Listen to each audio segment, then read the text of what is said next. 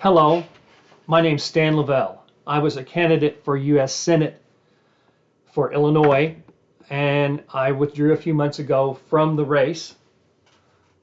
But what I'm here to talk to you about today is the fact that election fraud is alive and well in Illinois. It appears that the person you scoff at when they tell you your vote just doesn't count, well, they might be right. A few months ago, I withdrew from the Illinois U.S. Senate race for 2026. You can see a video about that on my website, leavellforillinois.com or leavellforsenate.com, or you can find it on YouTube. You can check that out when you get a chance, but what I'm here to talk to you about today is good old-fashioned election fixing, the kind that Illinois is famous for. Let me explain it very clearly to you. The 2026 campaign for U.S. Senate is being sought by a record number of candidates. And one of those candidates is Jump Shepard. Jump's campaign is from Chicago, and they did the work. They got the ridiculous signatures required by the state of Illinois, over 5,000 of them. Jump was placed on the ballot, and then he was stripped of his right to ballot access by the Illinois State Board of Elections. The board agreed with the corporate money objections that he improperly used his federal campaign address on his petitions instead of his private, personal home address. I guess as a federal candidate, we'd all like to advertise our private, personal home address.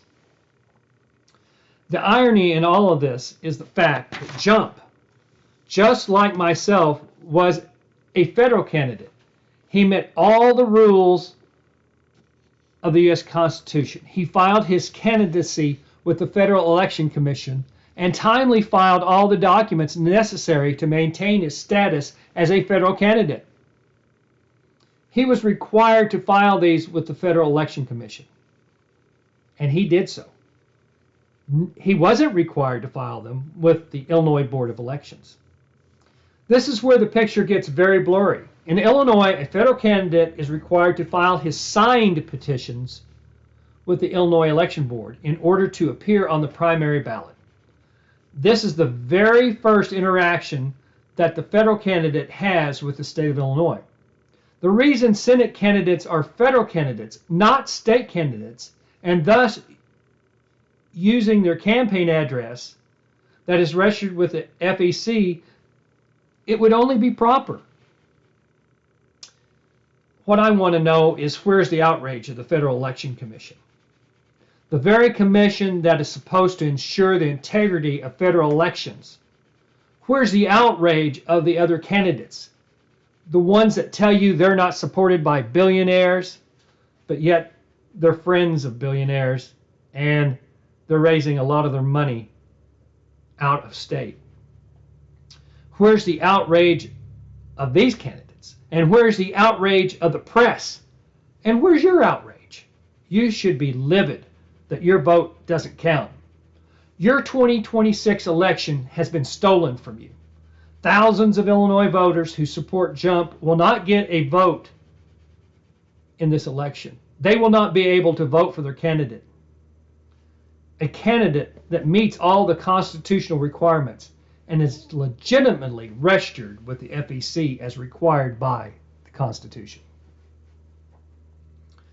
The objection to Jump's petitions were not from the election board, but the board did allow for the arbitrary objections by parties who are normally backed by the billionaires and corporate interests.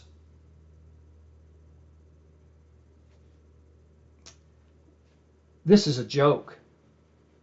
And it's done for one simple reason: to deny ballot access to grassroots candidates with small staffs and limited financing. It is simply election fixing. Anyone ignoring this event and casting it aside as a result of an unqualified candidate just not able to rally to the task of campaigning for U.S. Senate would be very wrong. Jump did the work, met the people, had thousands of followers, filed his petition timely, only to have his constitutional right to run for U.S. Senate taken away by the State Board of Elections of Illinois. The qualifications to run for U.S. Senate are very clear. Number one, you must be over 30 years of age. 2, you must have been a U.S. citizen for at least 9 years. 3, you must be an inhabitant of the state from which you will be elected. 4, candidates must register with the Federal Election Commission. Let me read that again. Candidates must register with the Federal Election Commission. Notice that does not state that the candidate must register with the Illinois Board of Elections. The only time that you even interact with them is when you're seeking ballot access. You don't register, you don't file reports, you don't file campaign finance reports, nothing. If you're not truly outraged by this event, you should be. Where's the outcry from the Federal Election Commission? Isn't it their job to protect the federal voting process? Jump Shepard's constitutional rights to run for the U.S. Senate have been violated. But yours have too, because the ballot's been altered, illegally altered. It's election fraud. Jump's been denied the right to be on the ballot. And I ask, where is your outrage? I guess the answer is we must be happy with the billionaires and corporate America running and fixing our elections. Again, this is Stan Leavell. I appreciate the opportunity to share this with you.